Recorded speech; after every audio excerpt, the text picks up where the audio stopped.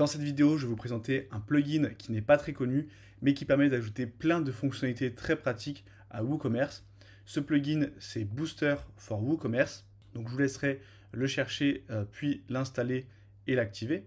En attendant que ça s'installe, je vous invite à télécharger gratuitement la checklist WooCommerce en cliquant sur le premier lien en description. C'est un document dans lequel je vous montre toutes les étapes pour créer une boutique en ligne professionnelle avec WooCommerce. Il y a des conseils exclusifs et également des tutoriels pour chaque étape. Donc je vous invite à le télécharger gratuitement en cliquant sur le premier lien en description. Je vais activer le plugin. Une fois que c'est fait, on a juste à cliquer ici sur le bouton Launch Booster Settings et on arrive dans les réglages de l'extension. Donc après, si vous voulez retrouver les réglages, il suffit d'aller dans l'onglet Booster, Plugin et vous retrouverez tous les réglages. Donc la plupart ne sont pas traduits en français. On n'a que quelques intitulés qui sont traduits. Mais là, on peut voir que c'est regroupé par catégorie. Donc on a la catégorie prix et devise. Donc c'est tout ce qui va concerner le prix de vos produits. Ensuite, on a le bouton ajouter au panier et prix. Donc là, la différence avec le prix qu'on a ici, là, c'est vraiment comment on va paramétrer le prix. Alors que là, c'est plutôt comment on va l'afficher côté client. Ici, on a les options sur les produits, panier et validation de commande, moyen de paiement, livraison et commande, la facturation et les emails et autres réglages. Donc je ne vais pas présenter tous les réglages parce que vous allez voir qu'il y en a énormément. Je vais vous présenter ceux qui me paraissent intéressants et après je vous laisserai explorer de votre côté. Donc déjà dans prix et devise, on a une option qui est intéressante, c'est de pouvoir mettre plusieurs devises, avoir un site multi-devises. Donc en fonction du pays du visiteur, eh bien la devise va changer. Ici dans devise, vous voyez que je peux activer l'option et venir mettre du coup d'autres devises. Donc là si je viens l'activer, je peux ensuite cliquer sur la petite flèche ici pour venir dérouler les différentes options. Donc là, hop, on peut masquer le symbole de la devise. Ici, on a toutes les devises qui sont possibles d'avoir. Donc vous voyez qu'on a vraiment toutes les devises au monde. Et on peut même mettre des devises customisées, personnalisées. Donc on ne peut en mettre qu'une seule dans la version gratuite. Mais là, il n'y a pas vraiment d'intérêt, à part si vous voulez mettre, par exemple, de la crypto-monnaie. Ensuite, ici, je clique sur la petite flèche pour hop, revenir à toutes mes options ici. Donc là, je peux activer ici un currency switcher, donc une liste déroulante pour pouvoir changer la devise. Ensuite, on peut mettre des prix différents en fonction de la devise.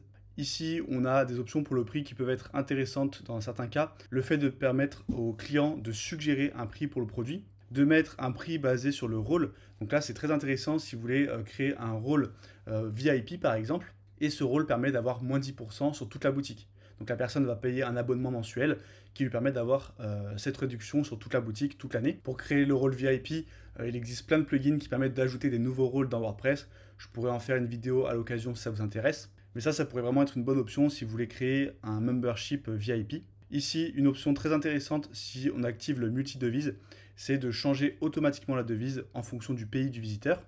Ici, cette option Name Your Price, ça permet de ne pas mettre de prix à notre produit et c'est le client qui va choisir combien il est prêt à payer. Donc ça se fait parfois sur certains sites, des sites associatifs par exemple. Et on peut même également activer des prix de grossistes.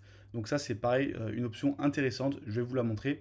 Si je fais activer, en haut, je fais sauvegarder. Hop, je vais dans produit. Et ensuite, si je vais dans les réglages du produit, hop, je descends un petit peu. Ici, on a une nouvelle section. Dans la version pro, on peut mettre plusieurs levels, c'est-à-dire qu'à partir de 5 produits par exemple, on aura telle réduction. À partir de 20 produits, on aura une réduction supplémentaire. Mais là, dans la version gratuite, on peut mettre qu'un seul niveau.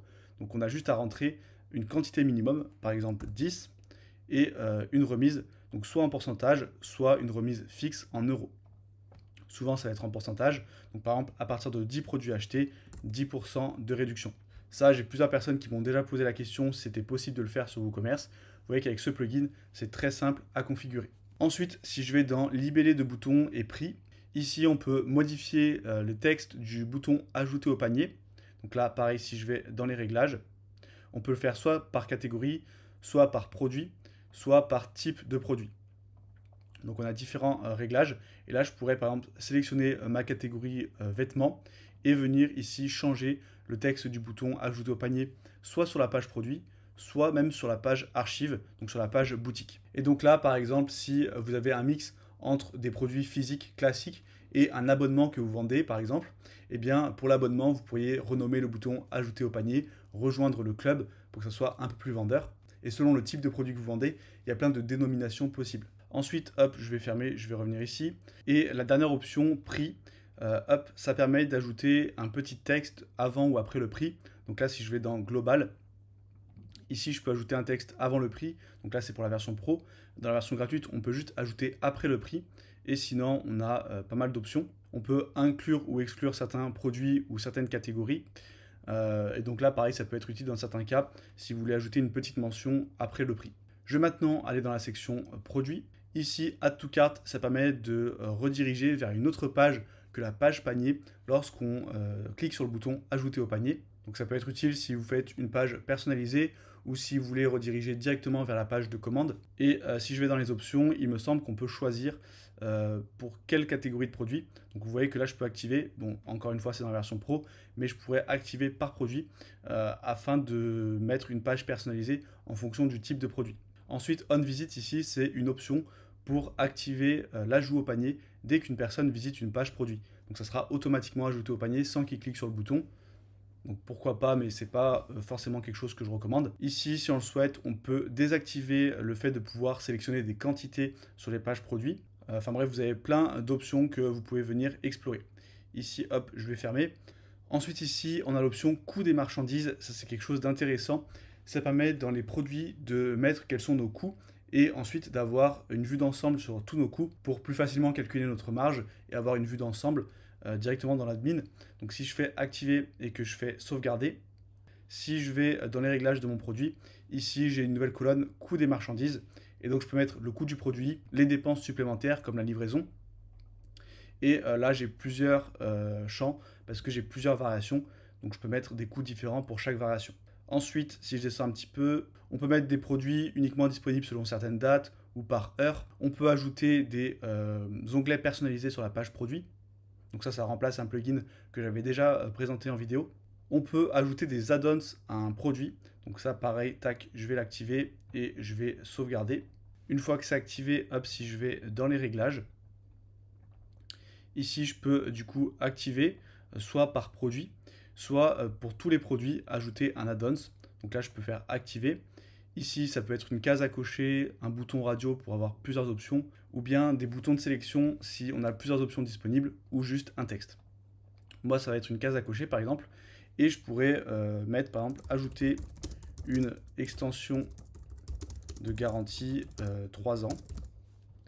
Je mets un prix à 15 € par exemple. Et donc la personne qui veut avoir une garantie de 3 ans, elle paye 15 € supplémentaires et elle aura sa garantie. Donc là, j'aurais juste à faire enregistrer et on aurait la case à cocher qui apparaît sur la page produit. Donc ça peut être une option vraiment intéressante de pouvoir ajouter comme ça une option supplémentaire au produit. Hop, je vais fermer. Ici, il me semble que c'est tout.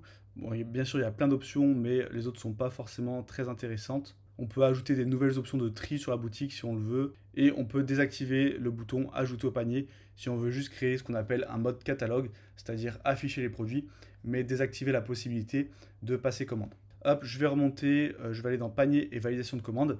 Ici, on peut ajouter des infos personnalisées sur la page panier ou sur la page commande. Là, ce n'est pas forcément très utile parce qu'on peut directement personnaliser la page depuis Elementor ou les blocs Gutenberg. Je vous montre comment faire ça dans ma formation WooCommerce Marketing et vous aurez plus de liberté qu'en passant directement par cette option. Mais ici, on a différents réglages qu'on peut modifier. Ensuite, une option qui est intéressante, c'est Checkout Files Upload. Ça permet de laisser la possibilité à l'utilisateur d'uploader un fichier lors de sa commande.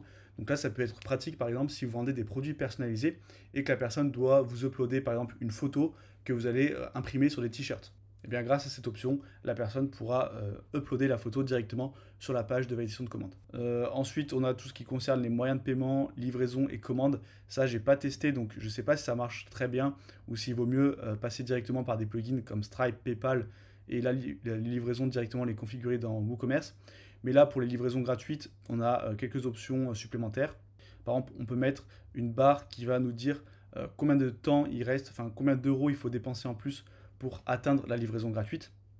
Donc ça peut être une option pas mal pour augmenter le panier moyen et inciter les personnes à dépasser le montant pour pouvoir avoir la livraison gratuite. Ensuite, qu'est-ce qu'on a? On peut mettre un montant minimum de commande. bon, c'est pas forcément très utile. On peut mettre des méthodes de livraison selon certains critères, donc selon le montant de la commande, selon la ville ou le code postal. Mais bon, ça, on peut le faire directement dans WooCommerce. Donc, je ne sais pas s'il y a des options supplémentaires. J'ai pas pris le temps de tout regarder en détail parce qu'il y a vraiment énormément d'options. Mais je vous laisserai regarder si ça vous intéresse. Ensuite, ici, on a tout ce qui concerne la facturation. Donc là, vous pouvez activer cette option pour activer la facturation. Donc la personne recevra une facture en PDF. Ça, pareil, ça permet d'éviter d'installer un plugin supplémentaire. Et on a plein d'options pour venir personnaliser la facture. Dans Email et divers, on a une option que je trouve très intéressante. C'est ici Custom Email. Donc on va pouvoir ajouter un email personnalisé. Donc là, si je vais dans les options, ici, je vais activer et je vais faire enregistrer. Et une fois que c'est fait, je peux aller ici dans WooCommerce Réglages Email. Et hop, j'ai mon nouvel email ici. Donc là, si je fais gérer, en fait, je vais pouvoir sélectionner un trigger. Donc, qu'est-ce qui va déclencher cet email? Donc là, on a tous les triggers de base sur WooCommerce. Mais ce qui va être intéressant, c'est d'installer un plugin supplémentaire qui permet d'ajouter des nouveaux états de commande. Donc par exemple, un état de commande en cours de préparation. Et du coup, on va pouvoir déclencher l'email sur cet état. Donc là, parce qu'on a juste en cours, en attente, terminé, on pourrait mettre en cours de préparation, déclencher l'email et faire un email où on explique que la commande est en cours de préparation, qu'elle devrait bientôt être expédiée par exemple. Ça peut être pratique pour des artisans qui mettent un peu de temps à préparer la commande parce qu'ils font du sur-mesure par exemple. Et bien là, ça permettrait de rassurer le client, lui donner plus d'informations sur où on en est dans le processus afin qu'il ne perde pas patience. Mais ici, c'est quand même pas mal de fonctionnalités avancées qui ne vont pas forcément vous servir. Ce qui va être intéressant, c'est surtout les premiers onglets. Vous pouvez obtenir gratuitement la checklist WooCommerce en cliquant sur le premier lien en description. Vous aurez accès à un document privé dans lequel je donne des conseils exclusifs pour créer une boutique en ligne professionnelle et faire vos premières ventes rapidement. Et pour chaque étape, je vous mets le lien vers un tutoriel détaillé où je vous montre comment faire en vidéo. Si vous voulez créer votre boutique et faire vos premières ventes rapidement, je vous invite vraiment à télécharger cette checklist gratuite en cliquant sur le premier lien en description.